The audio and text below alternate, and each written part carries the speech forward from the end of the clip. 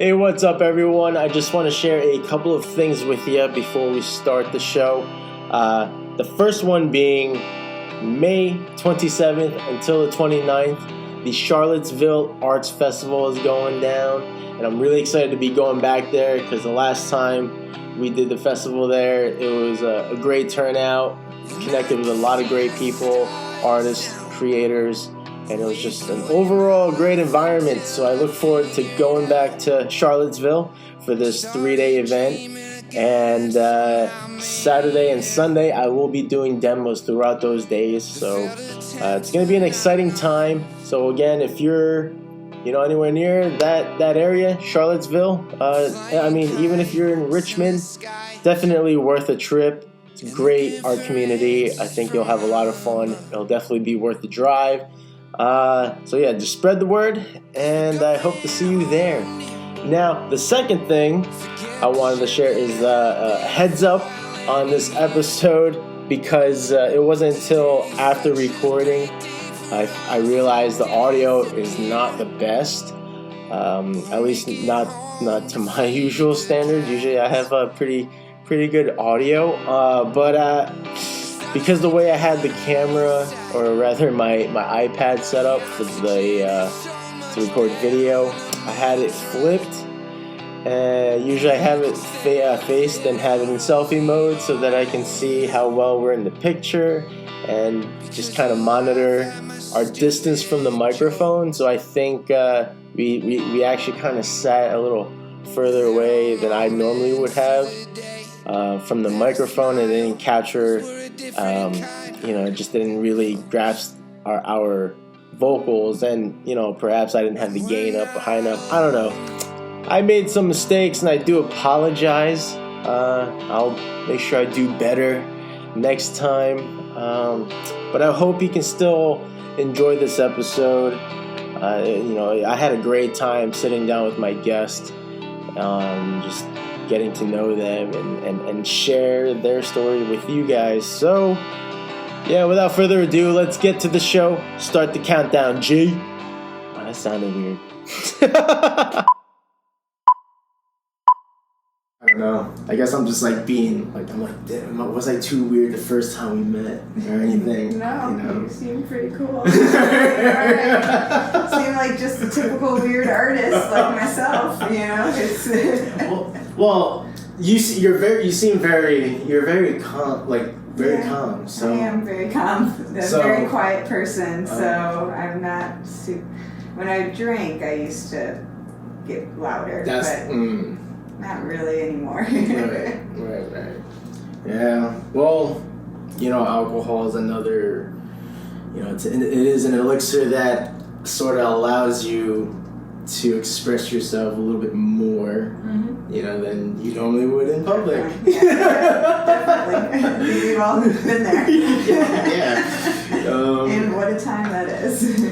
Yeah, I really, when it comes to alcohol, I really only drink, obviously certain social conventions, but really drink, my intention is to get fucked up. Yeah. It's really just for weddings, and that's because I love to. A blast. Yeah. It's just because I love to dance. Yeah. I love to move my hips. I don't know how to dance. I just pretend I know how to dance. That's all that matters. And that's the key. I swear to God. Fun. Yeah. You feel the music. Who cares what people think? Some people are shoulder dancers, right? I'm a guy that likes to move my hips and be on the floor. Yeah. It's my thing. I hope my move is humping the floor. Nice. Was it like the crybaby? Do you not remember that? Crybaby. Which one's that one? Where you lay on the ground and your hips go back and forth and you go like this on the ground. Oh, that's crybaby? Yeah. I don't know. I had a name. It does have a name. You've been. I essentially kind of do that minus this. Okay. Yeah. Just add that in the repertoire. Well, when I'm at my peak, I tend to do one-handed push-ups. Okay, you can work that in. I can see that happening. And it's never then good. Finish off with the worm or something. Yeah. Nah, I can't do the worm. I feel I don't know, maybe my sciatica might give in at that point with all the other excessive shit I do prior, but that's the only time I really go hard. New Year's, I used to go pretty hard because before we moved, like we used to always hold a New Year's party. So even though I should be a responsible host, thankfully I have my wife. But that's the beauty of having a relationship. You trade off holidays. You're getting real fucked up this time, but I gotta watch over you. She's very into my yang, so like we definitely complement each other, personality wise, and I mean just everything. I'm the loud one. She's the quiet, conservative one. People. She always talks about having that resting bitch face, but she's just chilling. Yeah. She's just chilling. So if you caught a glimpse of that, she's a sweetheart. People say I have that too. Oh yeah? Resting bitch face. But... What does yours look like?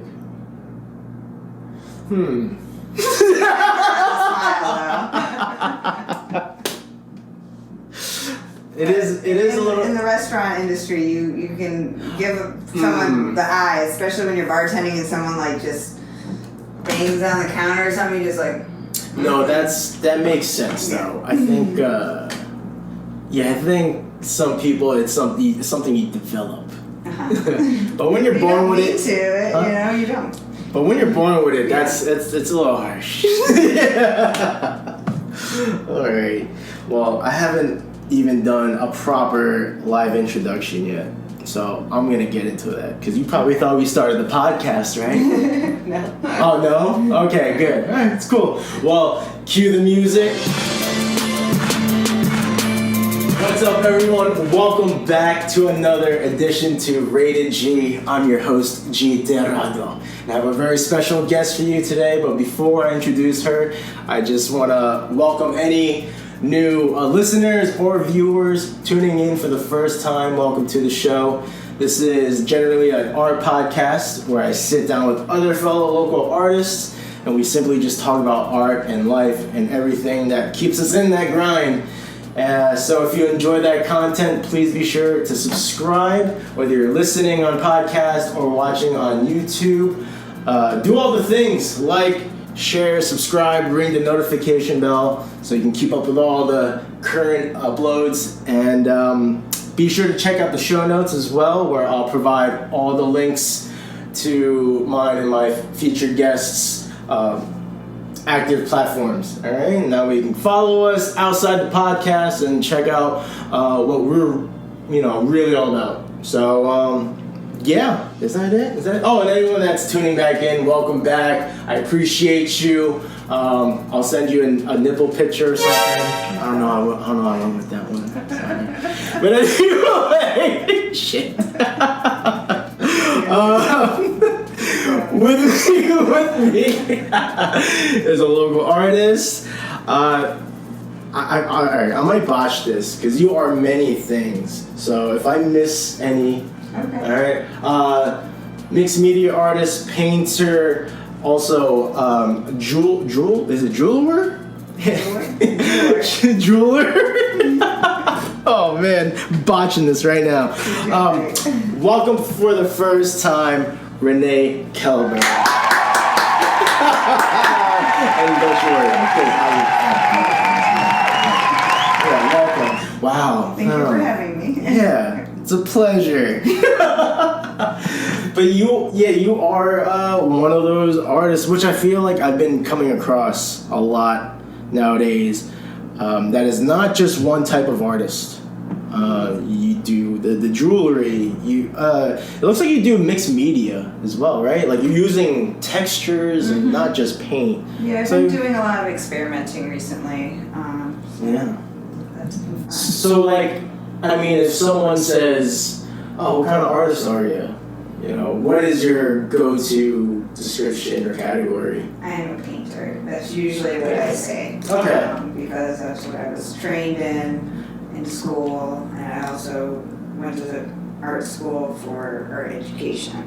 So that's why I'm interested in a lot of things, because I kind of not only had to take lots of different classes, but I was interested in a lot of different things. So, and I still am. I just think I excel at painting, but all the other art forms inform the paintings too. Yeah, and I guess like when it comes to like, you know, if you're an art teacher, let's say, you know, elementary, middle school art teacher, you are like just doing a bunch of different things, I guess in the hopes that one of them will stick. But yeah, so what's your opinion about, we're really going hard in on the art right now. Usually I'd say that towards second half, but okay. Let's go for it. Let's do it. So what's your take on like the term niche? Because like maybe because of how I've treated my algorithm, it's all I hear about. You know, even speaking with other local artists, you know, they're always mentioning the niche, figuring out the niche. And it's like, is it really important to have that one thing to be known for? Or, you know, or is it important or not? What do you think? It's tough. Depends on how you view success and where you want to go with your art career. I think it's very important to have a niche for some people. And I think having a niche is also like having a style versus being known for just one thing. There was, when I was in college at VCU, there was a guy that did just robots. Did all these drawings of robots everywhere. And he blew up. Like, he was really famous, and I feel like an asshole for not knowing his name, but he was really cool. I think he was in grad school when I was doing my undergrad. But that would be like his stick, kind of. I'm sure he was very talented at drawing other things, but that's what people wanted. And if you want to, and this is what I've been struggling with as an artist, is being just an artist to get famous and like big time artist, or do I want to sell out, quote unquote, and give the people what they want? Or is it more important to sell my work and be a working artist like that? So yes, I think it's very important. And I'm still trying to find, I have like an overarching style, yes, but I do lots of different mediums. I can do lots of different things. And sometimes it's hard for me to just focus on one thing that I think everyone's gonna like. So yeah, I guess my way of looking at it like now is I'm always going by like how I feel, or like what it is I truly enjoy. But maybe it's because I'm a Scorpio, I don't know, but I'm also kind of rebellious in that it's like, no, like, maybe there's more, I don't know. So, like, because, like, I've, like, I mean, you've seen, you know, my work, so I'm sure, like, yeah, I do a lot of portraits, but I don't want to be a portrait guy. You know, even before getting into all of this, I guess, like, my first niche was zombies. I started off just zombifying clients, anyone that was interested. I mean, this was at the fucking craze of the zombies thing, right? Walking Dead, all that. I was actually genuinely a zombie, I'm a George Romero fan, so I always go back to the original Dead series. So, yeah, that was my niche in the beginning, and it was fun, but then, yeah, I guess considering money and just trying to grow, started zombifying pop culture characters, yada yada yada. Then I kind of just grew out of it and just like, and then like, essentially here we are. And it's just funny because like I've had my friends ask me on the podcast too, like how did you, like, all of a sudden, like the portrait work is just, it's just constant and it's, I don't know. But I don't want to be known for that only. So, you know, and then I guess that's where it drew me, or it brought me to expressing this Tech Utopia series I'm been putting out.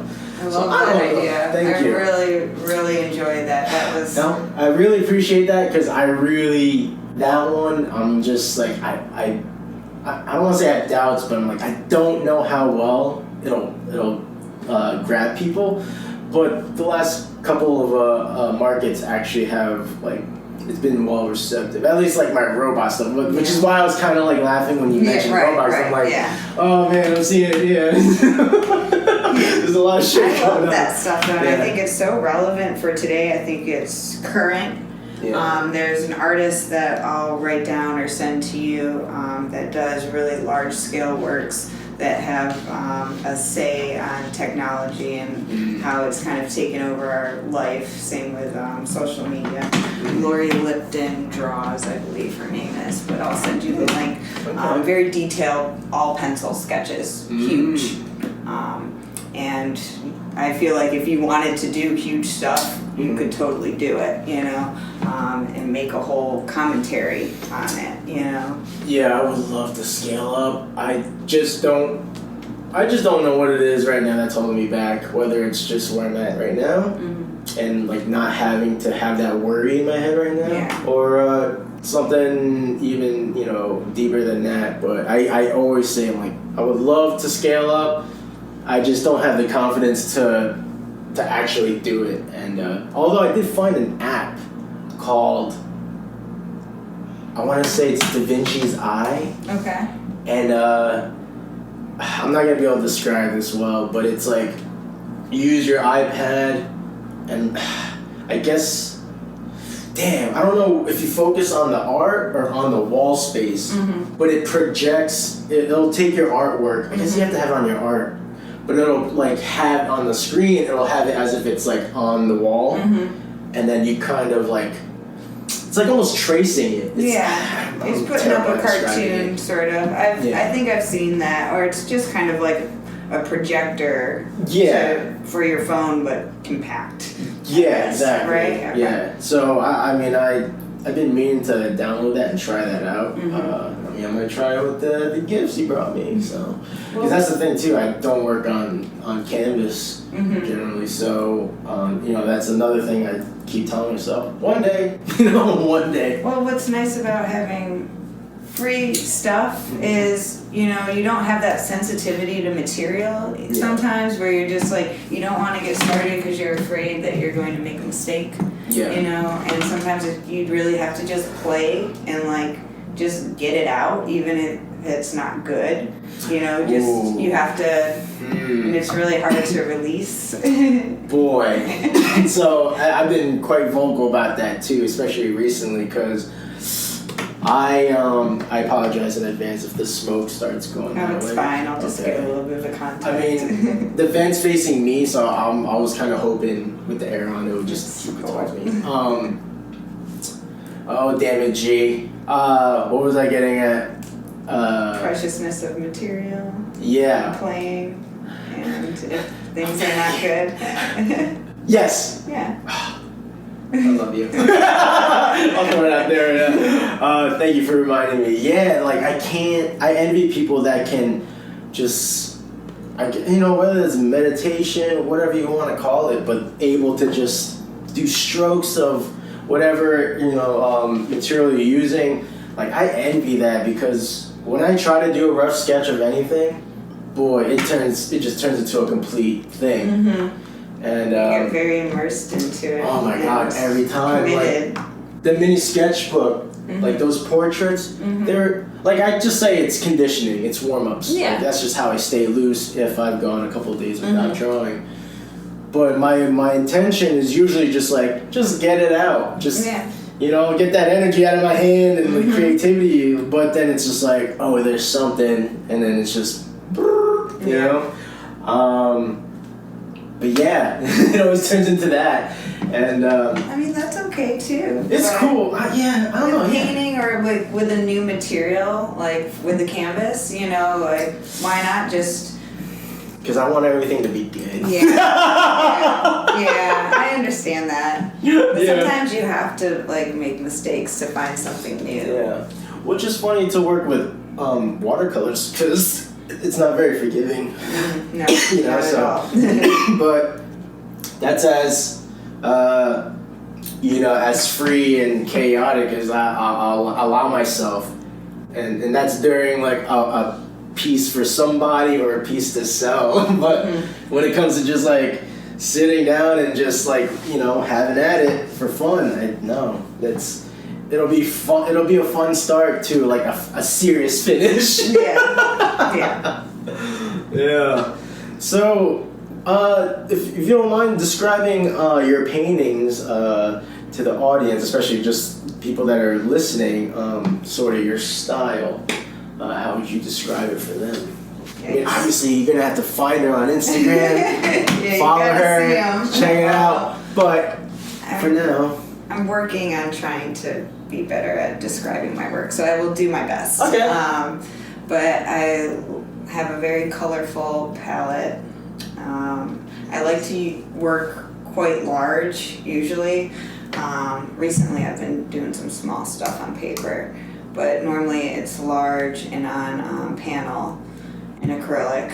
I like to say that I make like a space, sort of like this fantasy space, and then I make a map of the decisions that I've made, and it's real funky, shall we say. I wouldn't say funky, no. It sounds deep. It is supposed to be fairly this deep. This is the shit.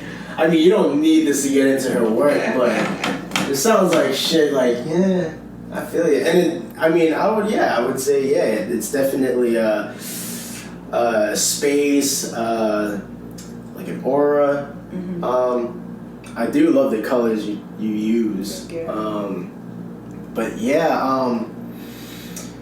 I mean, this lots of layers. Lots of thin layers and geometric perspective.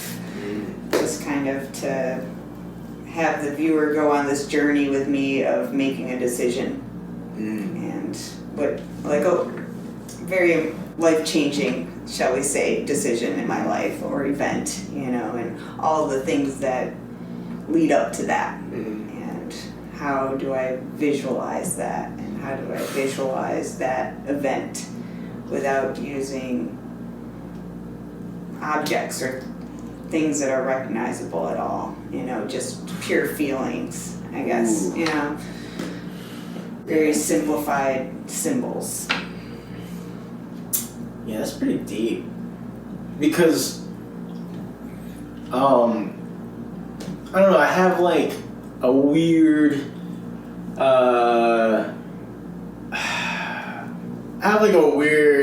relationship with like, would you call it abstract art? Abstract art? My artwork? Yeah. Abstract, yes. Okay. I would call it geometric abstraction, sort of, sometime for a series of my paintings. Yeah. I'd say the most recent. Okay. But now I'm getting into more experimental stuff where I'm just kind of playing around with stuff. And it's more intuitive, more raw. Yeah. Like what you're feeling. Okay. And the smaller pieces they just don't take as much time, so they're not as deep, I feel like, as but they're still fun, You run out of space. That's another thing I want. Like, don't push yourself to work big because, if you don't need to, don't do it. I'm just saying, like, every once in a while it's nice to just throw up like a mural-sized piece of paper, and just like crank some music on and just do it. Not for anybody or to sell, because to sell it you'd have to get it framed, and that would be, who knows, grand. So don't pressure yourself to have to like work big. I just think it would be a fun challenge. Yeah, absolutely. I definitely want to do it, but yeah, I don't know. I don't want to play victim, so I'm just like, who knows? It just doesn't feel right now. Yeah. So it might be when we actually have like a house. That's the thing. Like that's definitely the goal. Is like actually having like more of a studio space for podcasting and our work. If actually the daybed wasn't here, so I don't know if you can see it on the camera, but the daybed here. If this wasn't here, obviously it would be a lot more open. Yeah. but it is comfy. Mm-hmm. Yeah. So I guess I'm just like aware that I keep reminding myself I do want to work bigger. But yeah, maybe I'm just not ready for it. Yeah, when the time comes, you'll do it. Yeah. It's not. There's no rush. Yeah. Your talent's not going anywhere. So. Appreciate that, because like I get so self-conscious about like these like personal creative challenges. Yeah, So. we all do. Okay. You're not the only one. Well, I'm glad to hear that, because I don't know. Maybe I'm just so into podcasts, but I just feel like, it's so nice to be able to communicate that, not just like with our posts, Mm-hmm. like I really try to avoid those like really heartfelt posts, because like, like I don't know, like I know if I'm looking like how much of an attention span am I really gonna have like on the fly. So when the time is right, I'd prefer to have like a sit down and be able to like engage in a conversation, especially interacting with people, like, messaging. It's like, nah, man, like if we're having like a relatively lengthy go back and forth, it's like, all right, like how busy are you, man? Because like we can just talk or something over the phone. Like I'm kind of old school like that. Like I like to, depending who I'm reaching out. But I would normally just like send out a initiative text, be like, yo, like what are you up to? Oh, nothing, and then I'll call. Yeah. Yeah. But yeah, I've been very like vocal about how communication is used now. Like social media is like my friend and enemy. Right? It's my friend and me. So. Yeah. Well, it connects us, but then at the same time, through DMs or messages, you can only get so far, and that's why you need to have that phone call, or face-to-face meeting, because you really can't. No one says everything they want to say through a text or through a message, and you can't get the tone. Or sarcasm or anything like that. Oh my god, yeah, and I'm very sarcastic. Yeah. Like, I really like to bullshit with people. Sometimes I'll wait till it feels comfortable, or sometimes it's like I throw the wild card, and like I like to play a race card sometimes, just so like, like if I'm the only brown guy, I point it out. I'm like, oh, okay, this is the situation, huh? Just for laughs. Yeah. Oh man, I do it all the time. Thanksgiving with her family in Pittsburgh, because it's true. Like, we have fun. It's all in fun. But I do, when I'm comfortable and I like to like start bullshitting with people, I'll say shit. Like I was not to get too far off track, but I feel like I should share this because I think it's funny. Because I'm Filipino. Yeah. And past couple days, been doing some landscaping work for my boss's brother, and there was some mowing that needed to be done, and I was doing the regular push mower, which I never I used to, because we're from Jersey. I don't know if it was just a Jersey thing, but we just called it a lawnmower. I didn't know it was like a push mower.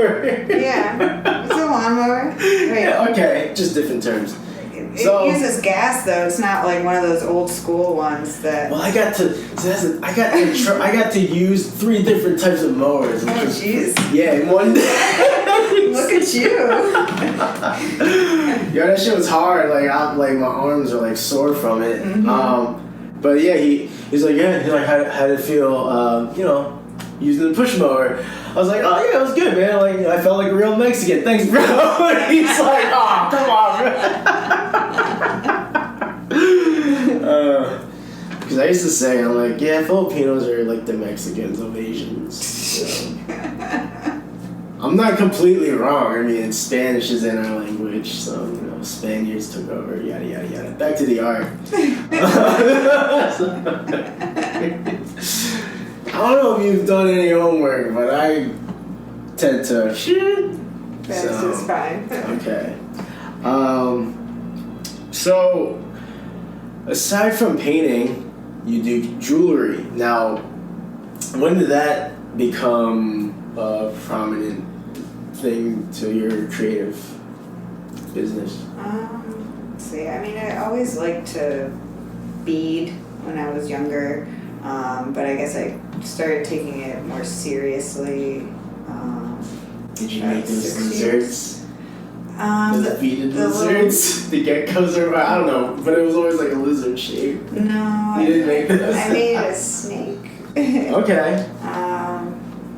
But yeah, I taught myself kind of how to wire wrap. It was pretty frustrating to start off with, because I didn't have the right kind of wire or this or that, or the right tools. But once I got the hang of it, I just kind of kept with it, and now I have arthritis in my hand, so I can't really do it like I used to. So now I'm not producing for markets anymore. I'm just gonna sell what I have and then just do commissions, I think, to give my hand a break. I mean, every once in a while I'll do like something wild, like I got a New Orleans Mardi Gras mask that I'm kind of almost finished with, but I haven't been posting. I worked on it when I was in Hawaii. It's like gold. I'll show you a picture later. Okay. But cool. So like those kind of side projects I'll keep doing, but I don't think I'm gonna like kill myself over making $20 earrings anymore. Like I'd rather just do a piece custom for someone and I know it's already going somewhere rather than just sitting there and producing a bunch of stuff for a show, I guess. Because I'd rather be either painting or something else. Yeah, I have only done 2 markets this spring, so...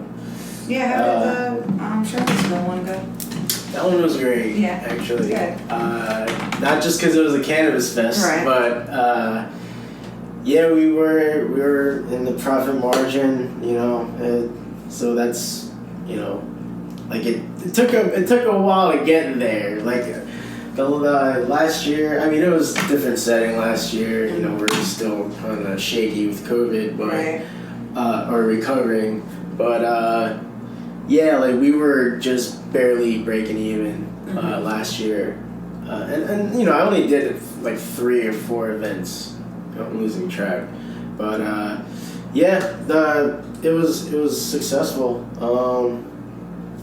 You know, had a lot of great conversations with other vendors and artists, and you know, and that's the thing, right? Going back to like, this is probably why I'm like the worst businessman, because like sometimes I do take the reward out of just the interactions and stuff. Like if I don't make my money, you know, the least I could do is get as many business cards out and have a great conversation with somebody, whether it's about a cartoon or a show reminiscing of the 90s, because that's where like a lot of my conversation goes towards, because I'm a 90s kid. So it's just been like, it's been really great. I think it's important that you have that perspective, you know, because if you're not thinking about it positively and you're like just bummed out about not making enough money, because I mean, there's plenty of art shows that it's going to happen, or galleries that you just are going to close the door on you.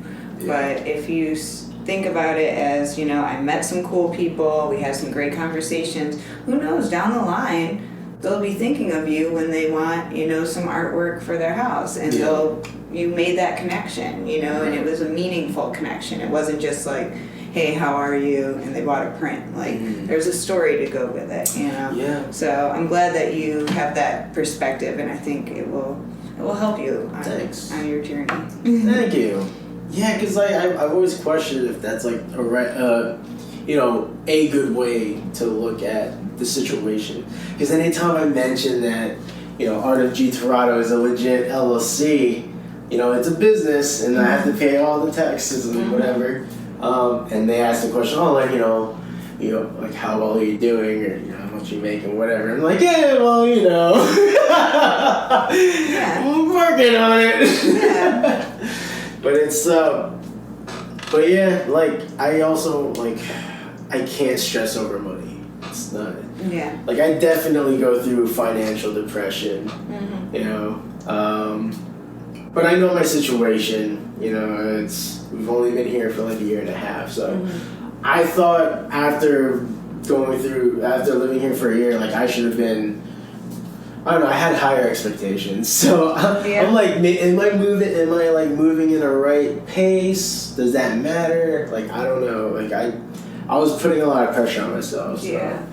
Time to take some of the pressure off. Just, it's hard. It's really hard. I mean, I graduated in 2009, and I'm finally taking like my artwork seriously. But I still work 2 jobs. Yeah. You know, I couldn't afford to live off of maybe I could, but I mean I don't have the balls to do that right now. Just quit my jobs and try to sell my art. Like I wouldn't be able to live in the apartment that I live in, you know. It's tough. Especially in this economy with everything more expensive. I mean, gas prices alone, just getting to shows, like a show in Charlottesville, like there's I don't know what kind of car you're driving, but it cost me like $50 just to, you know. It's funny saying that because I had to buy a new car. She had to buy a new car because I definitely don't have the money to be able to buy a new car. After doing the first market, the pop-up RVA, which was really fun too. Like after that show, we both noticed it was like feeling weird driving it. And fortunately, it's like 3-minute drive. And we're like, oh, this car is weird. And then I was gonna meet up with somebody after the event for a little something. And I saw I left the apartment. I just hit the light. I don't even think I hit the light. But just driving out, it felt real questionable. It was jumping a lot, and I'm like, I know this feeling. So I turned it around, took her car. But yeah, the transmission was like pretty much a ticking time bomb. And I was like, fuck. But I was like, thankfully, it was after the event, because if it would have happened, you know, to or during whatever, that would really sucked. Especially after on the high of having a successful event, you know, getting back out there and having all your stuff in the car and having it towed, take it all out. Car troubles are the worst. I've never owned a new car. I don't know if I ever will, but I know the struggle. Fortunately, we found a new ride. Worked out. Good. Positive vibes always. Yes, definitely. Yes. But yeah, you've been busy yourself.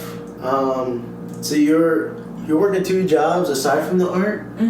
Okay, so what? Because you work you work at the bar. I work at Shepherd Street as a server. Shout out to Shepherd Street Bar. They have an Instagram, right? Yeah, they do. G Terado Futures.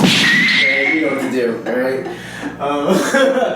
And then you also work at a print shop? It's called World Art Group, also known as Circle Graphics. I'm just a temp there though, and I work in the graphics department, so I scan the artwork and cut the prints, and then I also do embellishing too, which is fun. Okay. So it's like a huge art studio / print place. It's pretty cool. It's in Scott's Edition. Okay. And it's nice to be surrounded by artists for the most part, so it's cool. Yeah, that's the thing. I guess I'm still, you know, that's my, you know, side goal of the podcast is just also hanging out with artists aside from being at events and stuff. Because when I'm at work, these are straight up dudes that live off on the land, and they you know, they're just I don't know what is it blue collar? I don't know. You know, they're just like hands-on dudes, you know? So it's just like, I'm the weird one. Okay. Which is fine. Like, weird is awesome, okay? We gotta embrace it. But it's such a, like, you know, evident things like, wild card, always, until I'm surrounded by a bunch of wild cards. Yeah. Yeah, it's good that you're doing this, because it's definitely connecting with people that you normally wouldn't through your normal jobs or avenues. So. Yeah. Have you ever done a podcast before? No? Okay. How you feeling now? Is it weird? It's, I don't know, it's different. Yeah. It's okay. It feels weird. It is weird. It's, you know, but if you can ignore that thing, it's all good.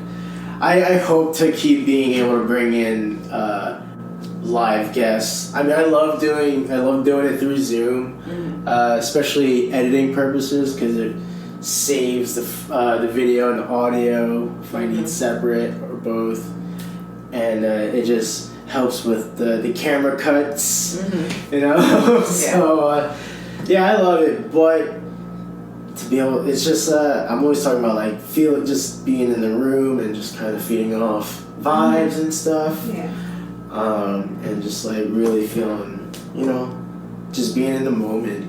It's just much easier. It's more intimate, you know. Not to get all romantic about it, but it's like true, right? Like, my full intention is like towards you, like, you know what I mean? Yeah, I feel like with Zoom it cuts out a lot too, so you're just like kind of like.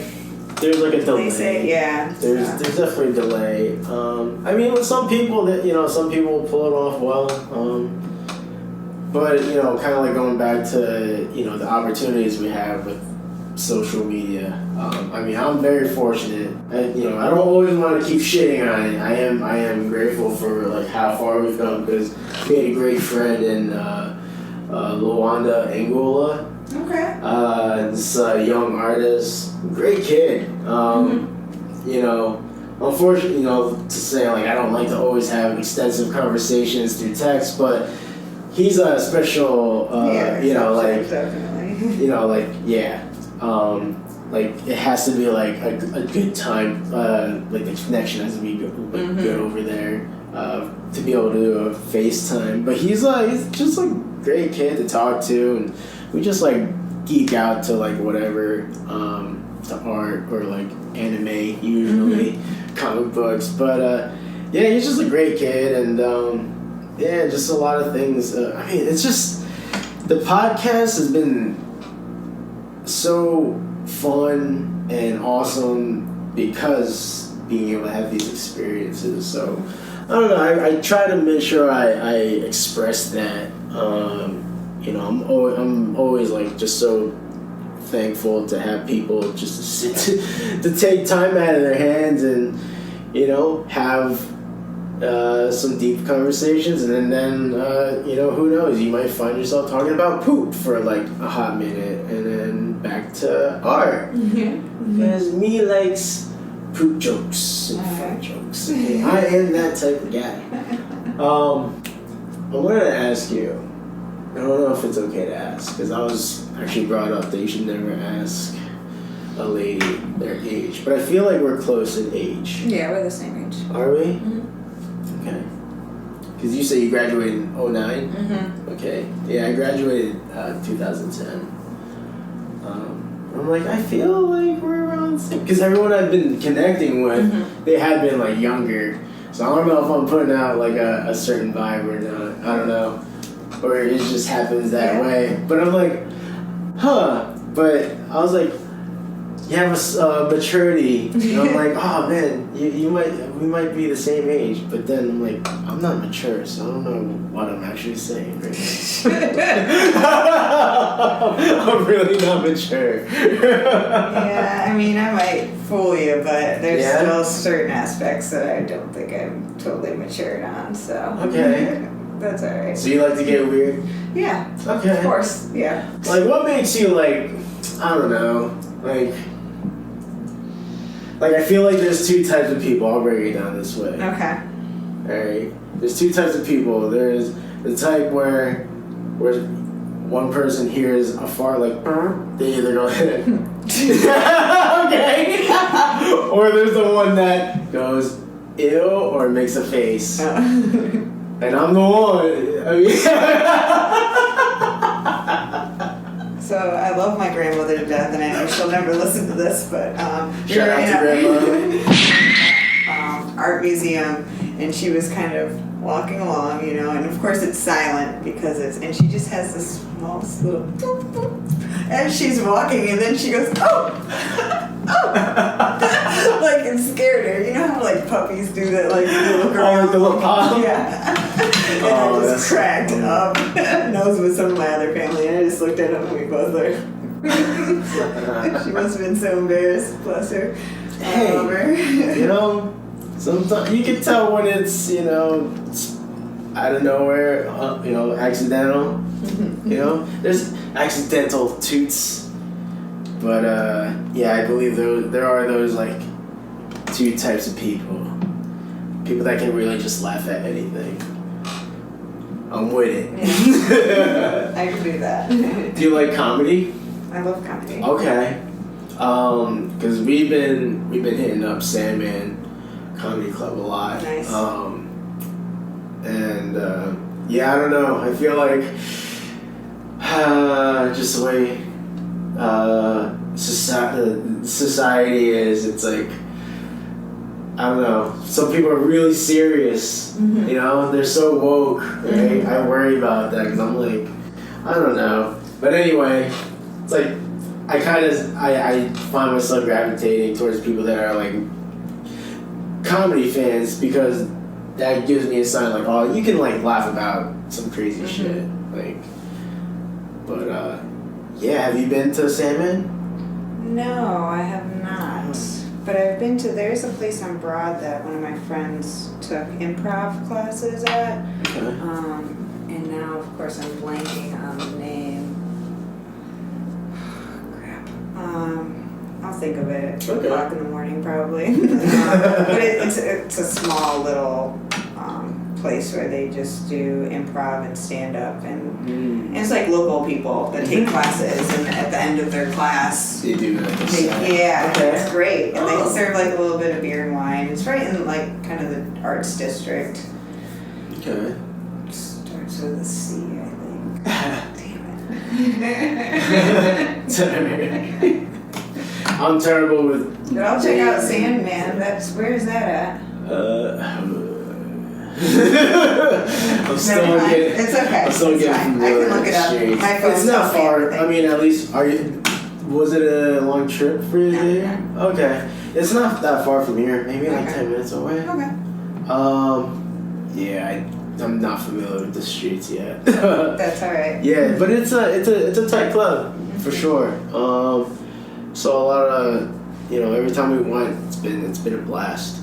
You know, just being in that room and just laughing at a bunch of people, it's invigorating. Is that the right word? That is. Okay. Yes. Thank you. There's also the Funny Bone. I don't even know if they're still open. Yeah, Richmond. No, they are open now because they've been they've been booking some like big names in the comedy game, like Damon Wayans. I don't know if that passed. There's a guy, Tony Baker, that's I think that just passed as well. Fuck. Mark Norman, are you familiar with Mark Norman? Not that I know of. Okay. I have horrible names. Okay. Fair enough. I saw him. I mean, there's a lot now. There's a lot now, so I don't blame him. But once you hear a couple of his bits, because he has a very distinct voice. It's like almost like a radio host. Okay. Like Casey Kasem.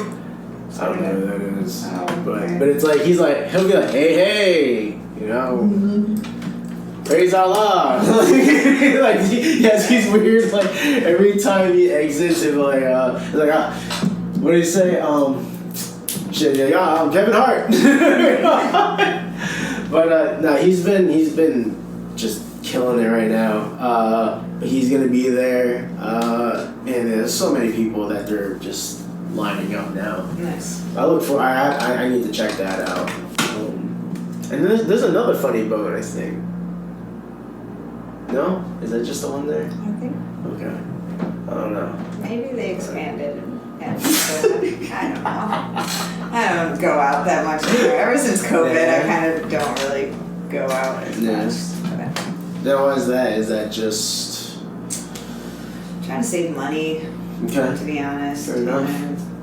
Kind of like got plenty of shit to do at my house, projects and stuff, so I kind of tell myself like, oh, you should be, finishing this painting or this commission instead of going out and seeing this band and spending money. Yeah. It's like I was telling myself I was going to save up for a house, but the way the market's looking, I don't know about that. Yep. Same. I mean, I think it was the end of this year we were at least gonna try to at least get one. We would be looking. I mean, she's all in that shit. I have this weird thing about if there's a sign that we might be able to get a house or something, my mind automatically starts interior designing. Mm-hmm. Okay, maybe you do the same. Yeah. So I don't like to get my hopes up. So I mean, apartment hunting, I'm such a diva about it. So I'm if there's 3, I'm bugging out. So I'm I see the space and I'm oh, this is nice. And then it's just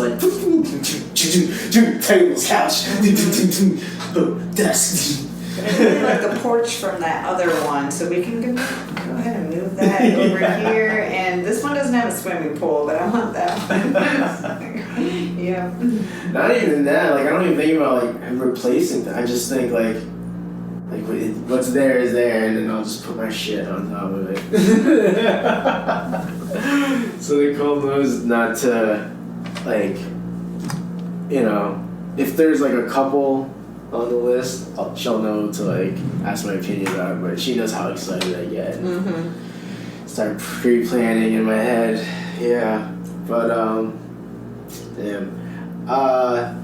Shit, what was I gonna ask you? Yeah, I mean saving money for sure. I mean I said we do go to Sandman a lot. I mean I don't mean we're always going, but when there's someone that I'm familiar with, or she's familiar with, we always check it out. We always get the ticket, the free for party 4 or whatever. Okay, cool. They always hook you up after you check it out for the first time. But other than that's that, a good way to spend money though, because of the entertainment that you could be going to see a movie or whatever. It's very healthy to laugh. It's good for you, and when you're seeing it live and I'm not against going to places. I just find myself not going out as much. Yeah. And that's just what's happened. But I feel there's I think it's good to, see comedy and out there. Yeah, I mean, even socially, I've always been the guy that's I'm just if my friend is, likes to smoke too. I'm the guy. I'm the smoking buddy. Mm-hmm. During the downtime. Just hit me up. I'll take a break from whatever I'm doing. If I'm not working. But I used to have a friend here, Bernie. Shout out to Bernie McCabe, maze artist. He used to live in this building with his girlfriend, and he's kind of the opposite of me a little bit, but he would smoke, but he treated it differently than I did. I don't know, smoking with him, if we're in his space, he's still I don't know, I'm weird. If we're smoking together, let's just be, we just chill and be in the moment. Mm-hmm. Talk about other shit. Mm-hmm. Right? Take our minds off art for a minute. Mm-hmm. But he's in the zone. It's hard to break him out of it. Which I get it. He's in his space. Mm-hmm. So I always I used to be no, come over here. I'll put on some music and we'll just hang out. This was before I had all this shit up. Mm-hmm. But I'd be that friend that's just down to swing by and smoking. Sorry, I didn't mean to turn into a stoner talk. I did want to ask you about when you do the markets and stuff. Do you get commissions through that? Do you have like a sign up kind of? No, I've been meaning to have like a mailing list or something. Mm-hmm. Like I've been thinking about starting like a mailing list to kind of like give monthly updates and mm-hmm. you know let people know when I'm available for commissions. Mm-hmm. But I don't know. I haven't. No, not yet. At least I'm trying to think. Right? No, not yet. I have commissions, thankfully. Yeah. But not from the markets. Okay. So just through. Yeah. Well, you know, I'll be honest. Like I mean, I always let them know that I do commissions all year round. Mm-hmm. I mean, that's as far as it goes. Like usually, I would actually push. Like I would do on-site commissions, mm-hmm. and I think I tried that for pop-up. You know, it didn't really grab. So I think Charlottesville. I don't think I had it out. So I don't know. You did some demoing though in Charlottesville? No, that's what I'm gonna be doing for this. The next one. Yeah, the weekend festival, which. It's I'm gonna be so stressed out. Is it this coming weekend? No. Next weekend? It's I think it's the last weekend of May. Okay. Yeah. All right. Yeah.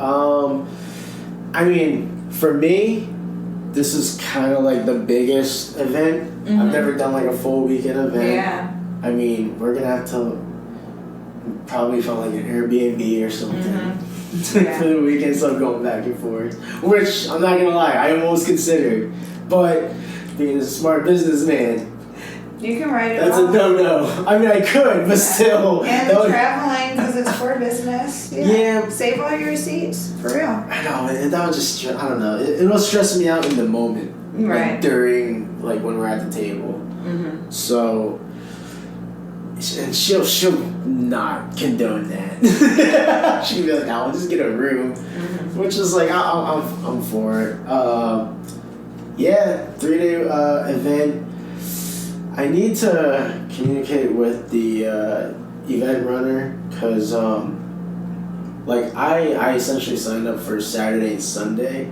Like she really helped me out. She helped a lot of artists out that couldn't afford because it was like a 300 right. plus. Yeah, like, I think I looked into it. Yeah. Yeah, it was a big one. It was almost doing like I see that's like comic book convention like type of pricing. For Arts in the Park was I think 400.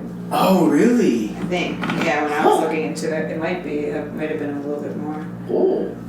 I didn't do it. I just thought about doing it and did it. In Jersey, I was always avoiding $300 tables. No, like I wouldn't even do 200. My max was like $100. Yeah, that's I just think table space. That's fair. Yeah. You know? But when you sign up for something that's gonna be $300 or $400, then that means you have to make that much money plus. Yeah.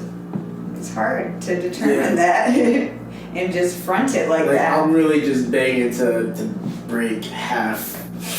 I think you should have more faith in yourself. I think you'll do good. Well, part of my worries is that I mean the way I've been looking at it is because I'm new to the area still, so I'm just trying to get rid of my inventory until I make new art. But like, I mean, a lot of it's like fan art for the most part.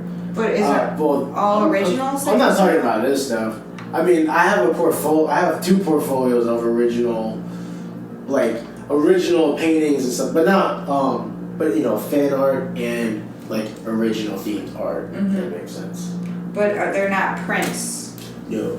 Well, I have a lot of prints, but I also have old originals that I'm trying to just get rid of. Yeah. I mean, obviously they're higher in price, but it's just like art that I've seen so much when I used to do the trend scene, because I was doing probably at least 5 events with them. Like I did all their seasons and then even like some of their like mid seasons, and became like sort of like a familiar there. But then moving, I'm like, all right, well, like no one's familiar with my work yet, so I'm just trying to get rid of this stuff before I move on.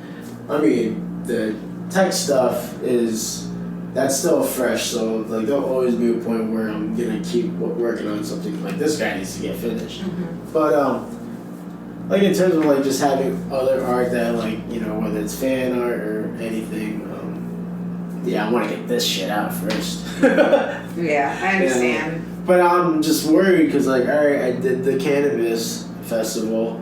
Hopefully this upcoming one will have like, you know, a fresh, newer crowd. Oh yeah. That hasn't seen my shit already. Yeah, it's gonna be a totally different crowd. I think you got the younger kids probably at the last one, and this is gonna be more well-rounded, I guess. Yeah. Not just the pothead hippies. Right. Which I love them because I'm one of them. Yeah. But, I think this way you'll be able to get out to, you know, just different audience. Yeah, I agree. I've been trying to have like a little more strategic approach about my display too. Although it does often go to like it's not always exactly the same, but there are key pieces that we do always put up. Mm-hmm. But it does almost look like it's just repeat, you know. But I try to be conscious of like, all right, when I'm putting like a lot of my tech stuff out or just a couple of them. Mm-hmm. Like I sold some original ink work that I did that was in relation to the series, and I was just surprised that people were into it. So I'm like, oh, all right. I like this series a lot. I think you should keep going with it. Well, until you're tired of it, you know. Because when you get tired of it, it'll probably show. Well, too, you know. It's like weird. I talked about it once before on the podcast that it's very draining for me. So that's why I mean right now, as of now, like I've been on this like pretty extensive hiatus from this piece. I have another one that it's sketched out. Actually, I have two other pieces that are sketched out, but it's such a like emotional, mental drain when I'm putting out the work because I really do put myself in the space like with music and stuff. So I feel like it's like I don't want to say hesitant, but it's just like when the time is right, when I'm ready. Continue this saga. Yeah. That's okay too, you know? Yeah. And I'm glad you have prints of your stuff. Yeah, not all, like certain pieces from the series I have prints, and it's very limited. Like I think I have like 4 or 3 of like 4 of the pieces. Can't remember. But like I don't have Rogan and the Heart one. I don't have prints of those, but the other 3 I have prints of, limited. Well, do yourself a favor, scan all of your artwork in, or take really good pictures of everything, because I didn't do that. Oh no, I did. You know, and so you can make prints just in case you sell the original, you know. Well, yeah, well, that's the thing, right? I don't know if I'm gonna make prints of these guys for Charlottesville. Like I'm gonna put out the ones I have now available and try to sell those because people are. I mean, they do engage to them sometimes. I mean, I had one buyer buy one of the prints, but I feel like they're still warmed up to it, or I'm warming them up to it. But I don't know how well those 2 will go yet, so we'll see. I might just present them and then, just work something out. You can order a print, free shipping, whatever. Yeah, maybe have a list of, your mailing list, and also like, hey, do you like this? Would you like a print of it rather than the original? Yeah. And then just they can contact you, or you can contact them. Yeah. Oh, it's always hit or miss. Like sometimes when I'm not expecting them to want the original, they ask for it, or vice versa. But do you have some markets booked, right? Yeah. Up until how far? I've been trying to. I went a little crazy last year and did like a market every single weekend and working 2 jobs, and that was rough. Fucking draining. Yeah. So I'm only doing 2 markets a month. And so I'm booked until June. I haven't signed up for anything past then, which I need to start doing because I already saw like some holiday markets already asking for applications. Oh, gee. Wait, like Christmas? As far as Christmas? Yes. Uh-huh. Oh, damn. Yeah, so. What the hell?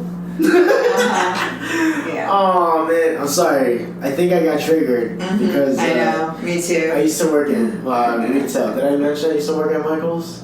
Oh, no. Oh, okay. No, I didn't know that. I used to work for Michael's for like bet 6 you years. Replenishment, hell yeah, behind the scenes.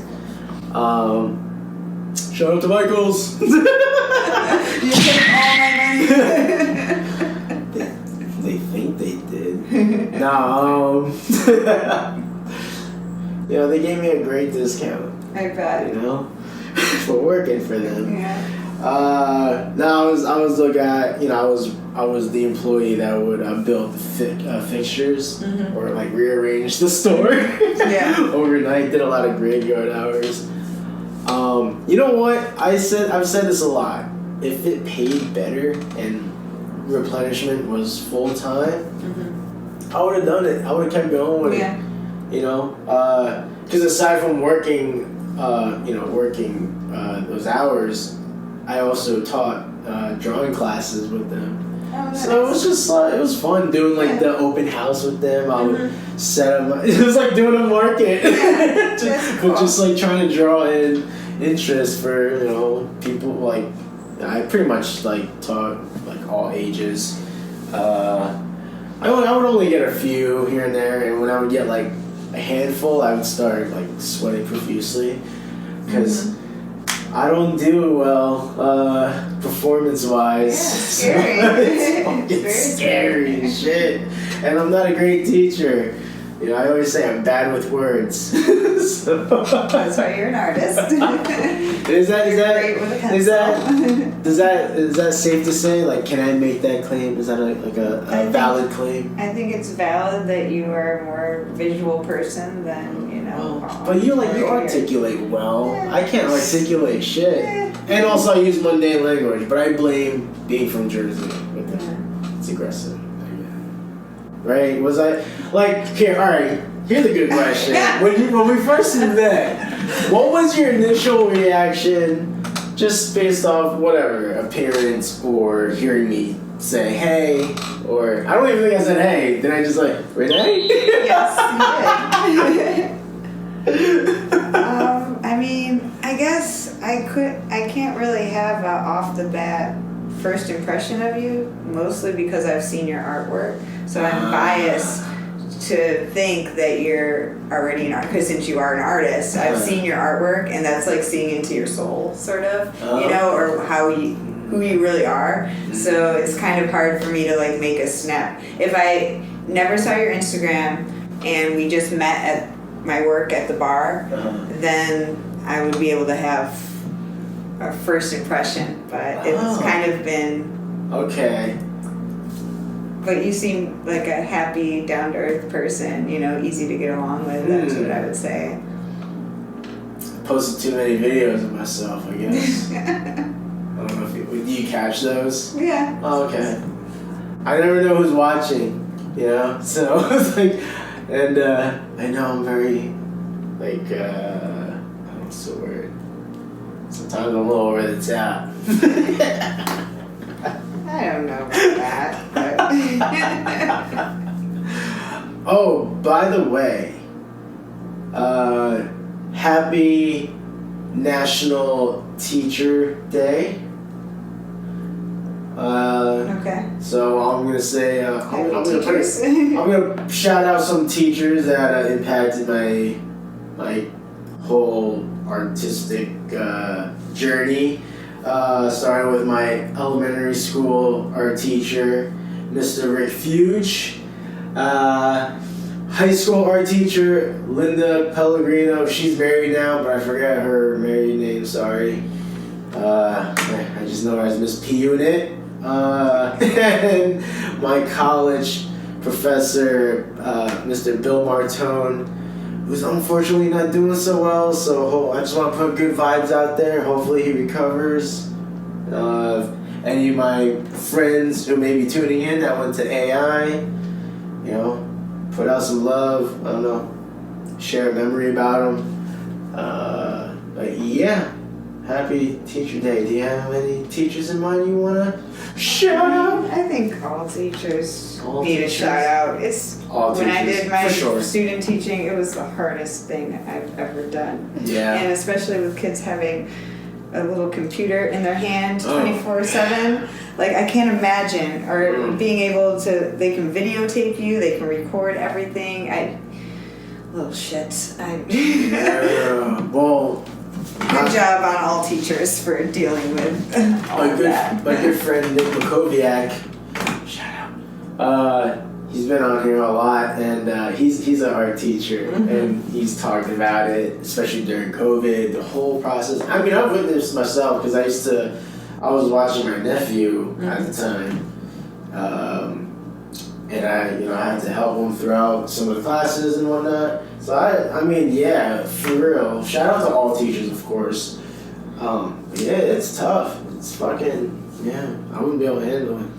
Yeah, I mean, I feel like the first couple of years are pretty rocky. Once you have it down and like you've been a teacher for 10 years, like you're in a good swing of the things. But it's just like those first couple of years, I don't know if I could do it. That's why I'm not a teacher. It was difficult. Damn, yeah, especially nowadays. Oh my god.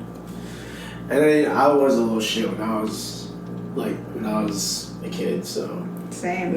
I wouldn't want me in my art class. Oh my god, me with that exposure to modern technology. Oh my god. Yeah.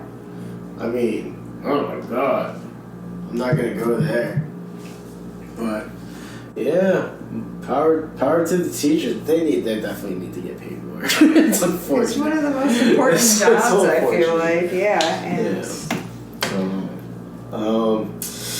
Alright, so it also, so not only is it National Teacher Day, I'm such a dork because I looked this up, but it's also, and I'm also a fan of this topic, it's National Paranormal Day. Oh. And I didn't know that was a thing. I didn't either. I'm not gonna lie. I feel like they're just making up days. I swear to God, no. Not you, but there's like a taco day now. Oh yeah, there's a day. Cake day, a siblings day. Yeah. Actually, I was so. A pet day. I was pre-planning a themed episode with somebody, so I found this site that has all the national days. So I saw some ridiculous ones. I can't remember off the top of my head, but yeah, it is National Paranormal. I love ghosts, so I got excited.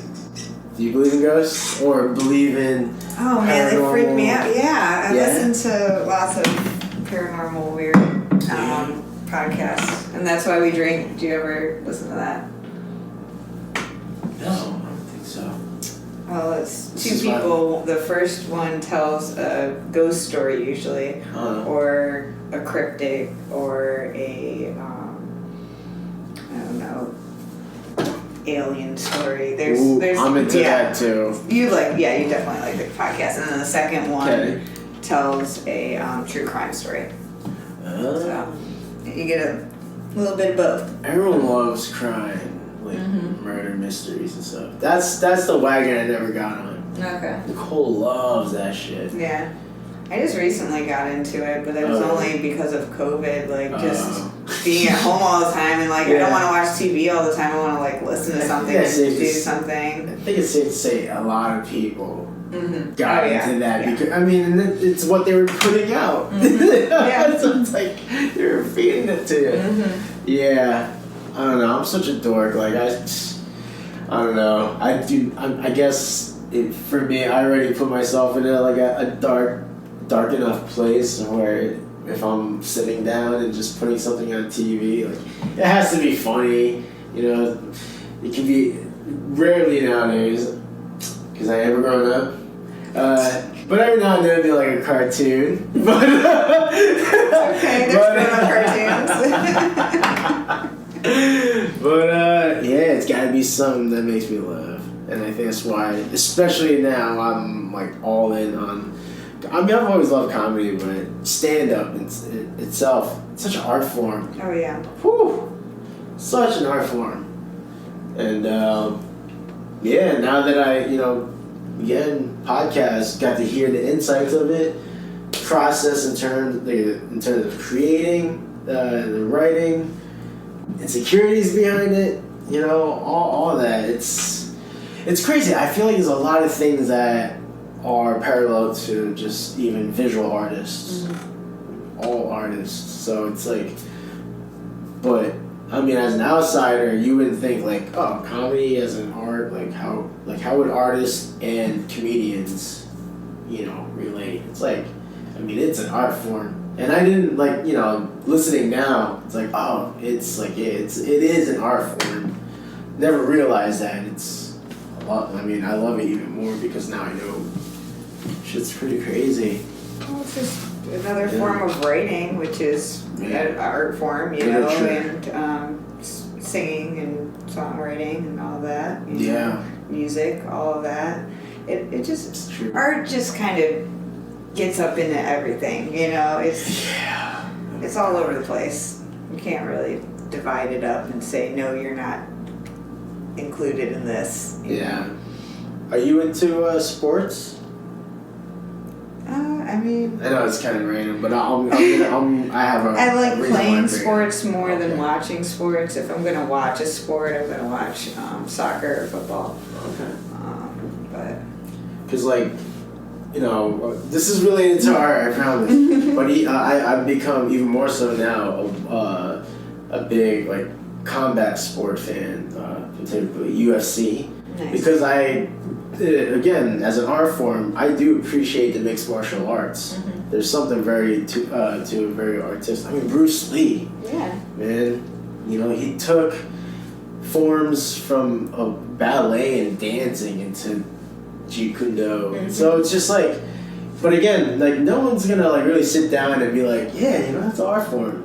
It's karate. It's whatever. It's like, no, man.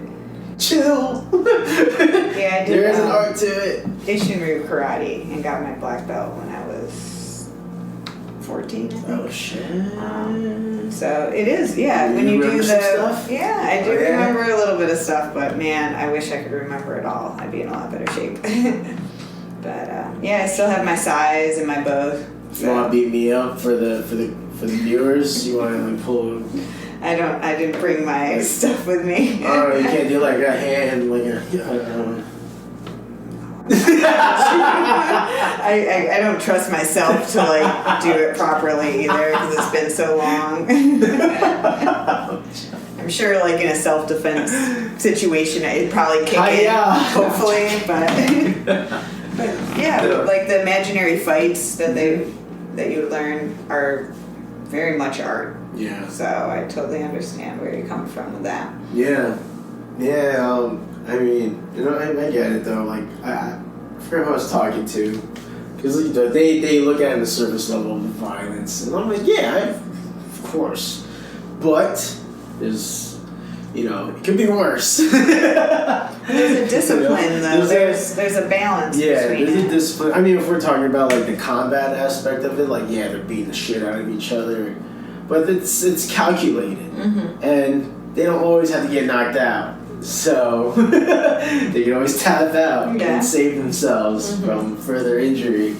So, but in terms of art, just the way I was trying to break it down is just how you're coming up with your, let's say, combinations with your striking. It's like a dance, and it's beautiful. So. I don't know. I've been thinking about that a lot lately. So, art is everywhere. Huh.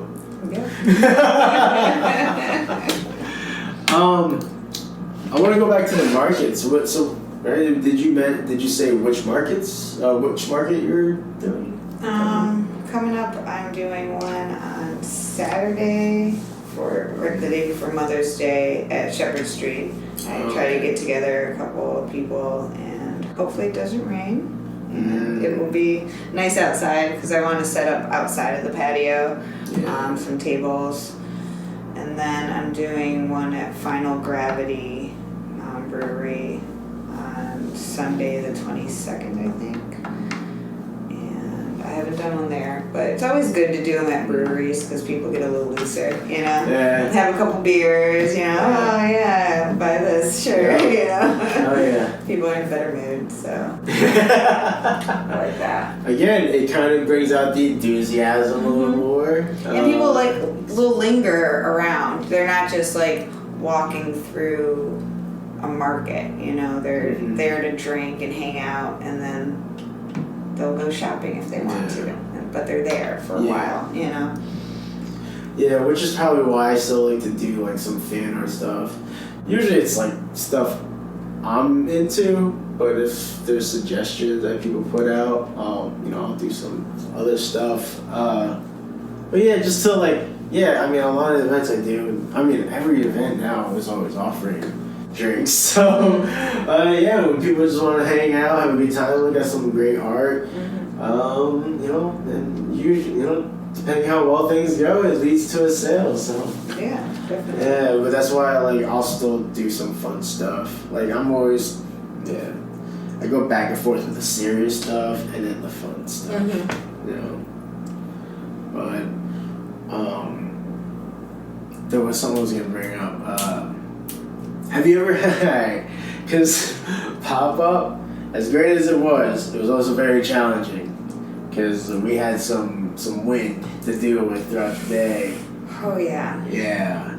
Boy. I think I've ended the same day that you're talking about, but at a different location, but I was outside too, and where it was just big gusts of wind out of nowhere. Yeah. Oh my God. Do you have side panels for your tent? No, I actually, in that box right there is a back panel. Okay. I asked Nicole, I was like, should I get side panels too? And she doesn't like the idea of really being kind of boxed. You know, I understand that. Yeah. And I get it too. I would like to see the people coming in, approaching. But I got a backdrop. I got more weights coming. Like the sandbag ones? Yeah. Yeah. Because I have those right there. I think they're 4 or 5 now. I don't know. Like the little round ones, yeah. I got those too. But you need the sandbags. We were holding on the whole time. The vendor next to me, who I got a little familiar with, she's real cool. Her poor canopy just fucking at one point just got blown away. Yeah. I mean, thankfully it was getting towards the end, so she just took the thing down. Right. But I mean, she was selling makeup and we had some large frames that were falling over. Yeah. But then I had to pull this ghetto move of wasting tape, and I was just doing I was just taping the back of the frames to the back of the table so that they don't fall forward. But it's just oh man, if you looked at it, you just see all the tape. You do what you gotta do, and that's what's so tough about vending. Every time you do it, I try to reflect on what worked well, what challenges I had, the weather. One time it downpoured right when I was setting up, and there was not supposed to be any rain.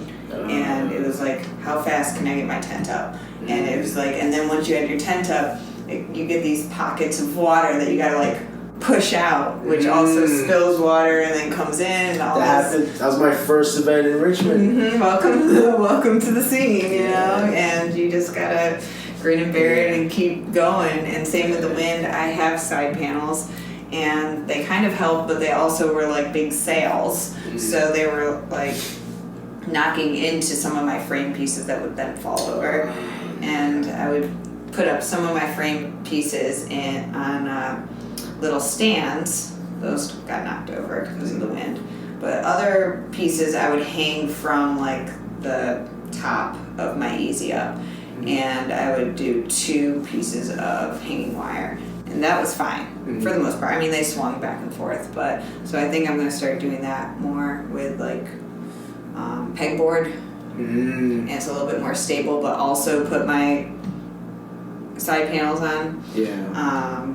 And then because I don't have those. Oh, the grids. Yeah, which I like a lot. They're nice to have, but like they came with grid hooks, which are great, but like I can't hang them on it, like so I don't really use them.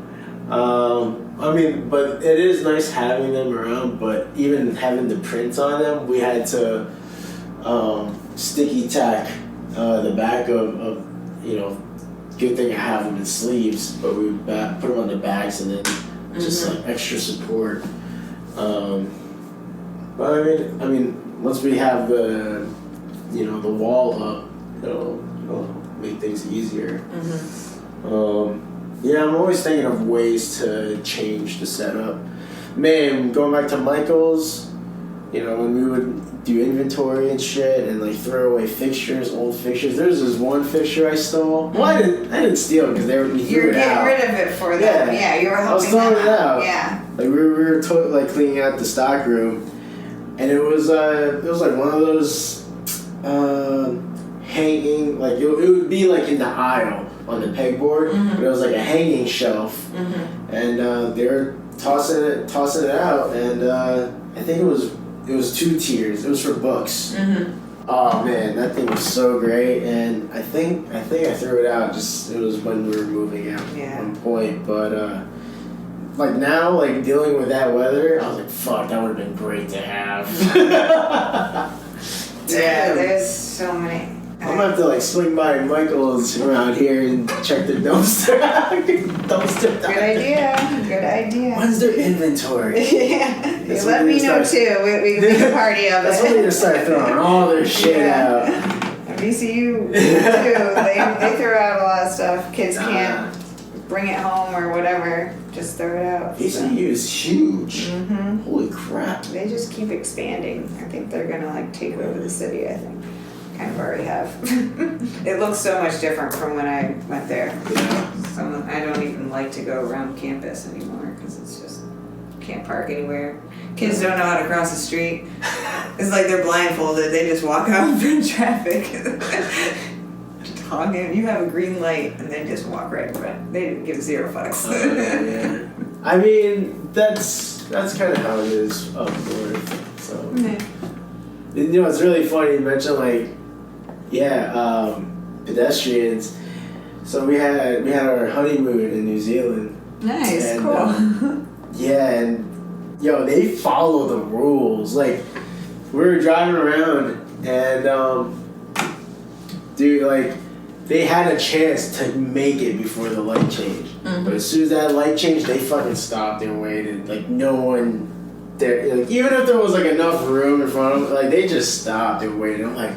Just driving, I'm like, whoa, like everyone, like everyone. It was weird. Yeah. I was like, we'd be jaywalking all the time, No, it's funny how certain countries are stick to the rules about certain rules, I guess. Roadkill too, because we did a lot of road tripping, and that's not right.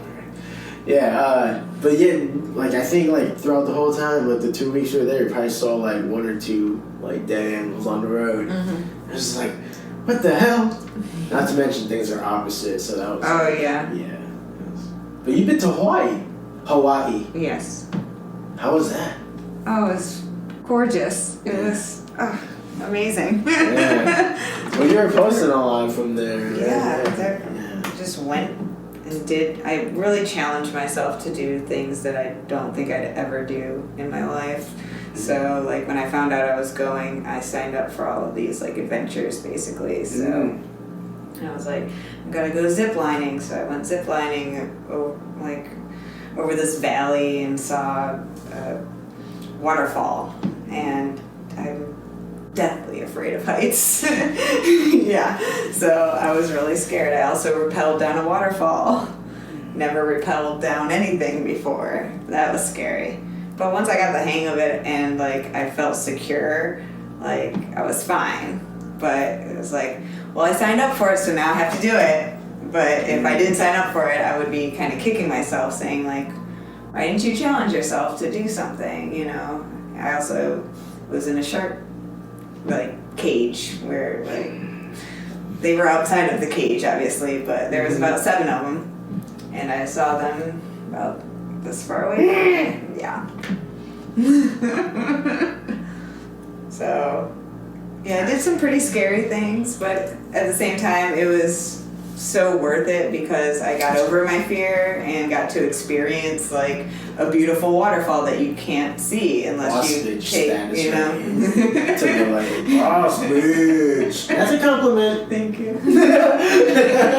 I know. But yeah, and it's very inspiring. Something about traveling for me just like fuels my heart. I'm just like, oh my god. When I came back, I was like, oh, I gotta create. Of course, I brought stuff with me, but I was so busy doing stuff. I didn't really. It's tough. I tried that. I tried that even when we were in New Zealand, which was like, I mean, I'm like so in love with the culture there. Yeah, I brought my sketchbook with me, and I was trying to do like, you know, I would try to do like once a day, doing small, and then it became, you know, you right now. So, yeah, it's tough, especially when you got like all these arrangements pre-planned. But I mean, you're just living life, so it's like it's a good gotta break. put it. You gotta put it out to the side, keep it in the back of your mind, because it will still be fuel for the next time you do get the chance to sit down. You know, whether you realize it or not, you're still inspired by it. So. Yeah, it's nice to get away. Yeah, especially with the pandemic. Oh my god! After that, I can imagine. Yeah, we're actually I can't say it. We are. Oh, it's her. Planning a trip out. Where are we going? I don't know, but she wants to go to Iceland. Cool. I'm down. Like, I'm not gonna lie. Like, at this point, after visiting New Zealand, like that's my go-to. So, I mean, I'm down to go wherever. But if you would ask me, oh, where would you like to go next? New Zealand. Yeah. Aotearoa. Yeah, for sure. I just so in love over there. What was I gonna ask you? Then you went alone? No, I went with a friend. Okay. And they were cool with like doing those adventurous things, which was good, you know. But I also like wanted to ask you if you've ever thought about doing an artist residency, or if you've heard of them, or what your take is on them. So, bringing my friend back, Bernie, he was so intent on having a residency. I honestly don't really know what it is, like what it does for you as an artist. I know it's a significant thing, but I really don't. I have like no knowledge of it really, which was like weird because I guess like knowing that's like something to strive for, I kind of got like competitive a little bit, and even more so with myself. So I was like, so going back to like, I'll do something I enjoy. That's not gonna make me like, because it did something to like my behavior. I was so competitive, and like with it, like I was putting a lot of competitive energy out, like it was showing on my social media and everything. So I had to like not worry about the residency thing yet. Yeah, just the focus has been on markets because I don't know, like I feel like that might be the best way to like just connect with community first. Like, definitely. Yeah, I don't know. That's all what my focus has been on. But now I know it's a thing. I'm like, yeah, I mean that'd be cool. I just don't know what it would do for me. So my view of an artist residency is experiencing a new place, new culture, and you get to do your artwork there in a certain amount of time. At the end of it, you have a show at their gallery or school. And during that time, you usually kind of teach a class, maybe, or give a lecture, depending on the program, depending on how long the program is. Sometimes it's with a group of artists. That's why I think you'd really like it when you get to that point, because you get to have a community of artists that are from all around the world, usually, you know, and you're all making art in this one place, you know, so you get to, what are you doing? You know, so I think that would be really good when you're in that right spot, you know, to do it. So it's really funny you said that, because that's what Brady was doing in Charlottesville. Like, he actually, it was because of him. You know, again, shout out to Bernie, because he kind of got me on the scene. Like, he introduced me to Eva, is the woman that runs it. And, yeah, they're great people over there. And, I mean, yeah, that's why I'm always going back there. But yeah, I think that's what he had over there as a residency. He had to, you know, cover all this space. Like, it was a weird time.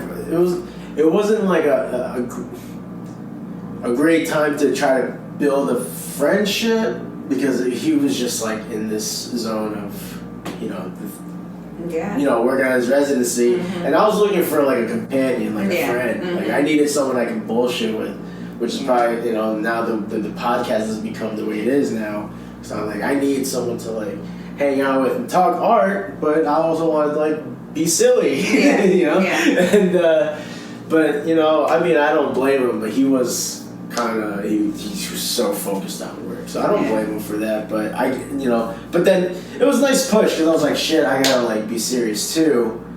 But it just wasn't. It was just like it wasn't the right time. It's okay. Yeah. And when it is right, or if it happens to come along and you're available and things seem right, then go for it. But I mean, I haven't done one yet either. I applied to one, like 2017 at Buenos Aires. It was like the sub-30 residency, and I got in, but I still had to make sure my rent was paid for that month that I would be gone, and get down there, and because most of them you have to pay for travel and food.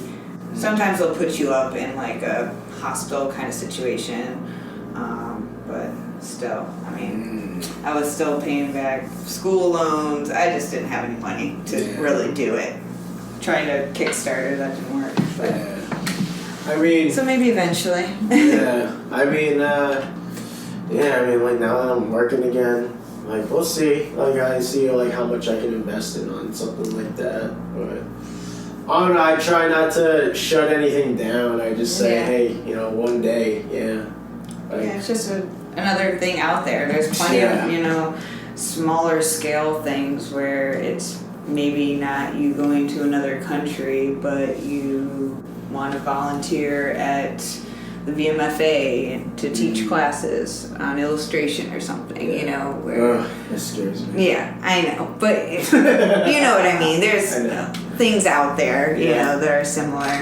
Or you just find someone really rich that loves your artwork and wants to buy you a studio, you know. It'd be nice to find like an investor on my art, but it has to be our way. Yeah, I guess it kind of goes back to the niche. Like, you gotta find the right person, demographic. Fuck. And it will find you, though, you know, too. You gotta just kind of let it work I out. actually have to be proactive, too. Like, again, I'm not trying to portray myself as like a victim here. It's like, I'm well aware, like, I need to step it up. I've been so tense on podcasting and talking to people, and then it got a little out of hand, but it's been so fun. So what do you think you should be doing then to make it more, I don't know, the podcast? Not the podcast, your artwork, like to be more serious with that? What do you think you need to work on then? I don't know, because before, when I was still painting these guys, I was focusing on my message. Okay. And how many ways. I mean, it's really like spreading awareness. So it's like how many times or how many ways can I express that? You know, while also showing my influences. So like, you know, like not a lot of people like him, but Joe Rogan, he's played like a big part in my way of looking at things, whether people disagree or not. But I'm open to disagreement too. I just disagree with like people lashing out. You know what I mean? Yeah. Like I'd rather have like a civil conversation about it, and I hate doing it on social media, like Facebook. People like go all out, and I'm not the person that has the patience to like look at your essay length comment. Yeah. I'd rather at that point like just FaceTime me. Fucking just curse me out virtually face to face. But yeah, I just was so intent on like the message, the narrative, and like how far I could take this story. And then the robots started playing more of a bigger role in this continued story. Like they're becoming characters. They're really just more like, in a way, I just don't know how yet, but they are like different portrayals of me. Yeah, they share my name. It's just not written out the same. That might not make sense, but if you have a keen eye to detail, if you look at my robots, you might see something. Yeah, so that's. But now, I just have to get back to it.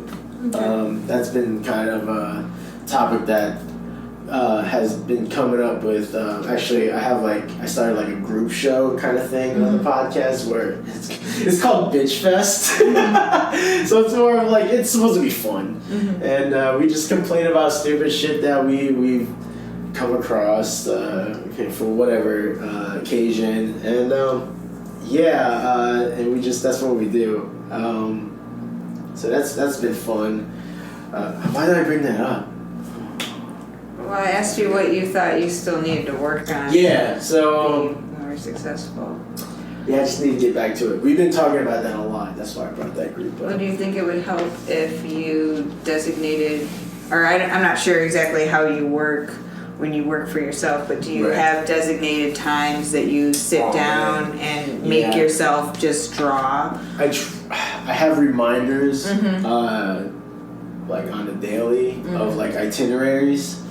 So I try to like keep it within, like, you know, it might not be on a dot, but it's gonna be at some point within an hour. I'll get to it, and I do try to dedicate at least a few hours on each thing. Sometimes that process works, but sometimes it doesn't. So there's things I need to tinker around with, and now working the day job is kind of, I don't want to say it fucked it up, but it fucked it up. Of course it did. Yeah. Because even if you set that timer every day at say 9:00 or something, you still, as a creative person, to be in that mindset to actually be creating art is another thing. To be like doing your inventory or something at 9:00, but to always every single day show up and feel creative and feel like drawing, that's real hard. And usually doesn't happen, you know. So don't be too tough on yourself, because I don't do that. When I feel creative and if I have the energy, then maybe I'll paint, and half the time it's just me fucking around with some shit. It's not really, I'm going to work on this and it's going to be a finished piece. Right. Like, it's usually just some small pieces that I'm like, I'm going to take some netting over here and some color, and you know. But there's no time. How do you manage your time?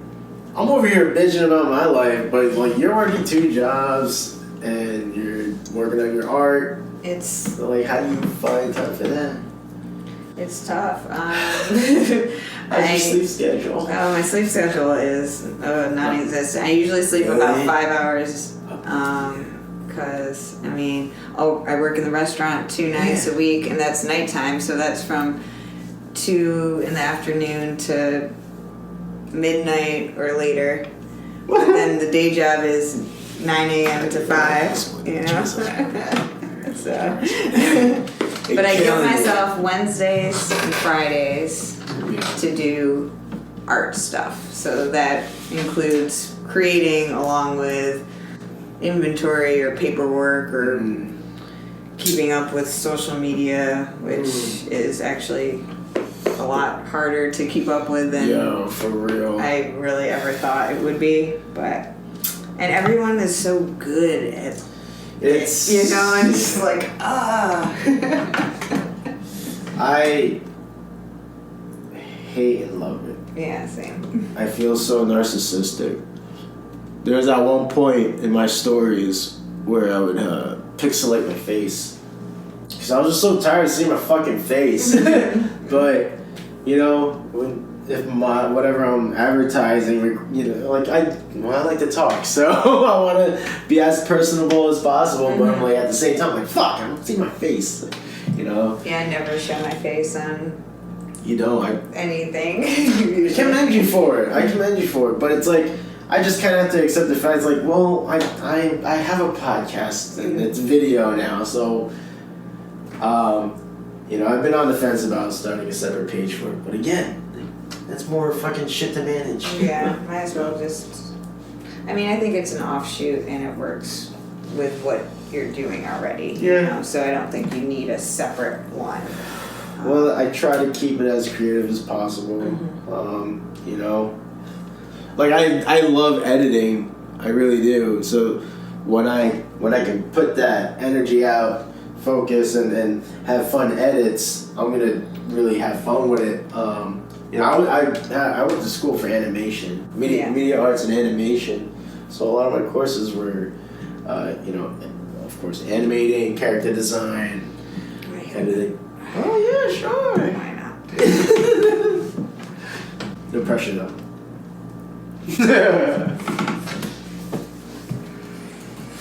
Yeah.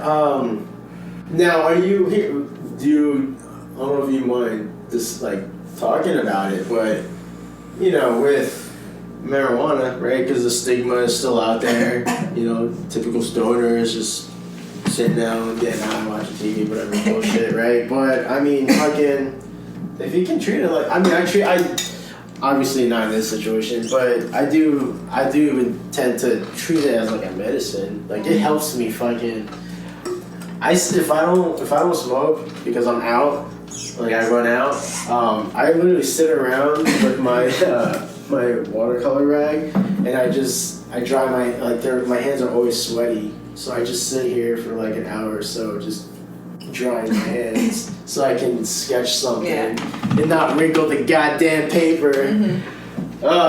So it's very helpful with that. Yeah, it focuses me, definitely. Yeah. I found that, especially with wire wrapping, it will really just get me in the zone sometimes, and because I never sketch things out for like a pendant or whatever. I just kind of see how the stone looks and try to make the wire reflect that sort of. Right. So that's just, I'm good now. But yeah, it focuses me. I don't use it to go out and party or anything. I don't like actually being in public stoned. I'd rather just be at home, just drawing on your paint, Yeah, it definitely helps my. No, I feel gross saying it now. It definitely helps me open up more. Kind of like alcohol, but it does like take the anxiety away. It lets me be. It helps me be free. It really does, and then that's when like the brown jokes come out. But that's a good sign. That means I like you. Yeah. Shit. I had a question I wanted to ask you. You're so busy. So like, what are like other hobbies that you partake in? Besides that? Well, like I mentioned, I'm into MMA, right? So like, what's like that's art related too, I guess. But like, what's like something that's not so close to like your creative side that you're also into? I mean, a lot of it is a trickle down of creativity, I guess. Yeah. But now that it's nicer, that's not a fair question. I didn't really construct that question. I know what you mean, though. Because I was gonna be like, well, what kind of music do you like? I'm like, music, art as well. What movies do you like? Oh, god damn it. I can still answer all of those. Sure. So, like, now that it's nicer outside, I like to garden a little bit. It feels good to get your hands dirty. And I saw that you got into planting, actually. Yeah, a little bit. Yeah. So hopefully I can finish that sometime this week if it's not raining. And you have a green thumb? Or you last year, not so much. Nothing came up well, but usually, yes, I do have a green thumb. So we'll see. I'm gonna do some vegetables, even though I wasn't going to this year. I got some free plants, so I'm like, might as well. I can't like just chuck them in the trash. Mm-hmm. There's a guy in this he posts in this Facebook group a lot. Randy Battle, I think his name is, and he's always posting. I think he has a YouTube channel based on it, but it's always videos on it, like how to grow. Just how to grow certain vegetables in certain weather conditions and stuff. It's very educational, and I'm like, damn, like, I mean, she's working on, developing a green thumb, but right now I'm trying to keep plants alive right now. But yeah, that's cool. We would love to be able to like grow our own vegetables, save some money. I did have when I lived with an ex-boyfriend and we had a house, the backyard. I did a big garden and like we had too much stuff. Oh. So I did have a green thumb then when I had the space, I guess. But yeah. I've only got like about this much room to really do anything. So we'll see. But yeah, I would love to learn a little something, just get to know. I had some goals coming down here. I want to learn how to shoot and make a firearm. I want to be educated on it. It's a good thing to know. Yeah, I'd rather know and not have to use it. And it's fun to go shooting too. Yeah, I've never gone shooting, so. Oh, really? Yeah, I mean, technically. They have zombie target practice. I think you'd love it. You could make your own targets if you wanted to, actually. Shit, you could sell some there. I got a whole business plan for you, man. I hope you're listening. You ever consider being a manager? Business manager? I got you. Yeah, you have like a strong business sense. It appears. I hope so. Oh, I don't know. I don't know when you talk about events and stuff. I don't know. Get that vibe from like. I mean, I think it's just kind of taking each one and learning from it. Yeah. So, if you just kind of accept that it's not going to go perfect every time, and you're not going to make $1 million every time, and then you just kind of take it for it. I mean, like the same attitude that you had from the last ones. Like I got to meet some good people, have some good conversations. Like you just gotta keep doing them. Yeah, it helps me keep my sanity. I'm gonna get a place, but I want to, it'd be good to really build something from this. Mm-hmm. We had a good streak, before everything hit, but, it's nice to, like, start somewhere new. Mm-hmm. I'm always trying to find a positive in these things. Definitely. Trying to be water, okay? Just go with the flow. Mm-hmm. Damn. All right. We're about 2 hours in. How do you feel after this experience? It was cool. I mean, it just felt like I was having a conversation with you. It wasn't like... She leaves. She's going to be like, I can't believe I sat with this dude for 2 hours. No, not at all.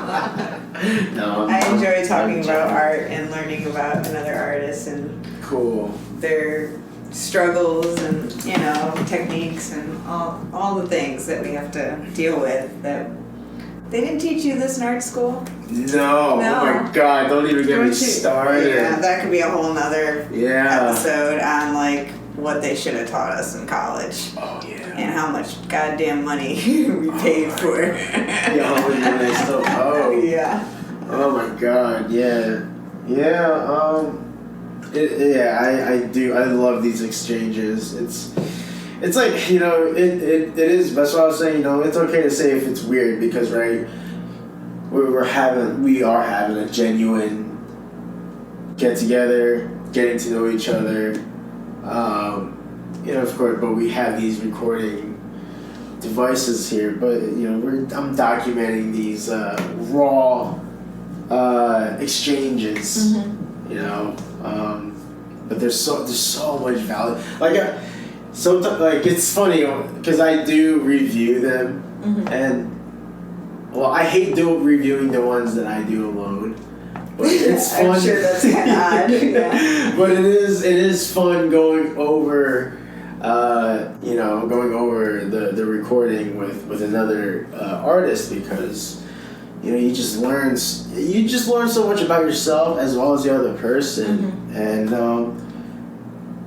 I say this in a humorous way, but you kind of learn you're not as fucked up as you think you are, right? Because everyone has their insecurities. We're all a little bit odd. Yeah, we're all odd. I love it. And you know what? Another thing I love about stand-up comics, right? They're all awkward. Mm-hmm. Like the really good ones are flawed. In some way. Yeah. So a lot of them drastically, unfortunately, but a lot of them are weird. They're quirky in a way. Mm-hmm. And I love that. And even looking back in college, I was like, yeah, you know what? I remember a lot of weird animation students I had class with. Oh, yeah. It's awesome. But I guess I'm just using this platform to shine light on it, and I don't know. It's just create a space for it. I always talk about building this community with the podcast, but I just wanted to put it out there that a lot of people were, it sounds so fucking cliche. It was you're not alone. But you're really not. Yeah. Until you once you talk to somebody about it, it's yeah. We're all on the same boat. Yeah, definitely. That's awesome. Before we wrap this up, do you want to tell the audience one more time the future events that you're going to be at? Yes, I will be. We will make a soundbite after this. I will be at Shepherd Street Tavern on Saturday the 7th for Mother's Day Market. And then on Sunday the 22nd, I'll be at Final Gravity. Nice. I'm going to have to mark, because I've been wanting to, go out to more places. I think I may have said that the first time we talked.